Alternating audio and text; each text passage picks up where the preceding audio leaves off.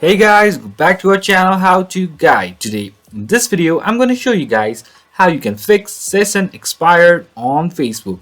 So let's just get started guys.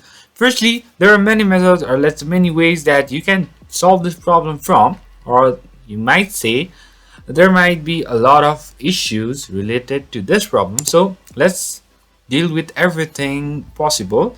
So firstly, what you can do is just go to a new page or new tab and just search for downdetector.com, and firstly, you'll be over here like this. Then just search for Facebook over here like this, and then over here you will see the, let's say, the status of the Facebook. Is the server working or not, or is there any issues? So right now user reports indicate no current problems at Facebook. So currently there are no problems. So number one, checking about the status, or let's say the server error or anything. So this is done, there are no any errors. Secondly, what you can do is just go to your task manager and then go over here like this, and then on performance just check for Wi-Fi if the Wi-Fi is working or not, or you can also go with fast.com like this, and then check about your speed if it's working or not.